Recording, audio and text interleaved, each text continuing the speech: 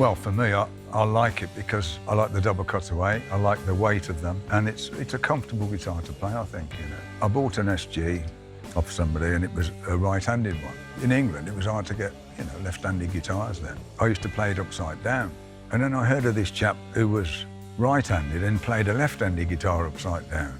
I don't know how that happened, but I contacted him and we decided to meet in a car park and swap guitars, and that's how I got it, really.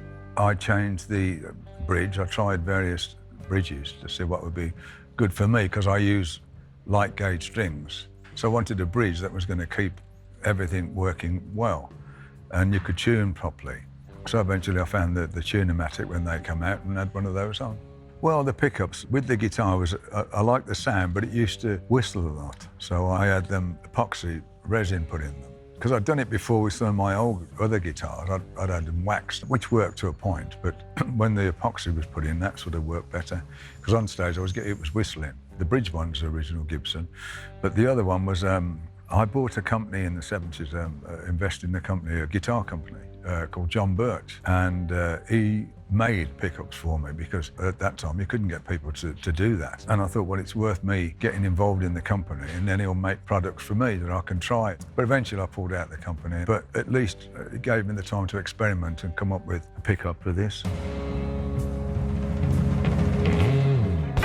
So I had to make the guitar work for me as easy as it could. So I used light gauge strings. I had the polyurethane put on so it builds up into the fret, so I could slide so it didn't catch, especially with thimbles, you know, because you could rip the leather off and stuff that I had on.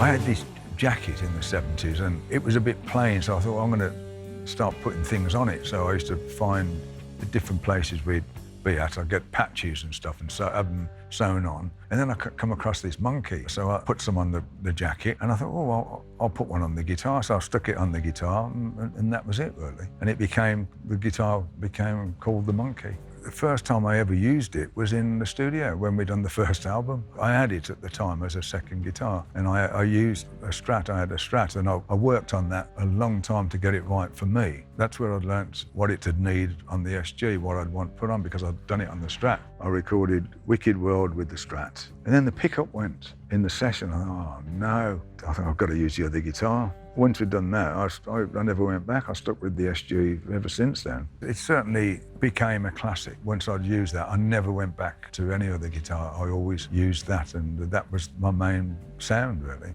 It was on the first 4 albums, or 5 albums. So it was on all the classic stuff. For me, I can't just pick a guitar about, and I couldn't find left-handed guitars anyway. You put yourself into it to make it what you want. So that was really special. The guitar did actually go missing for 6 months. It was stolen, and I can't remember where it got stolen. I think it was the airport. And somebody ran out with it and got knocked down with it by a truck.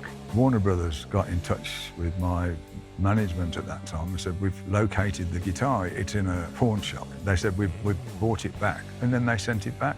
I think the story was the guy he had so much bad luck when he had it that he got rid of it.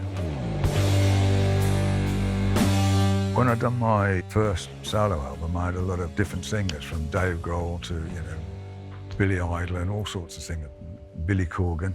And with that album, once they'd done their part, we had these made for them with a crossing. It's such a great idea to have now to go with this, because it is a part of the whole thing.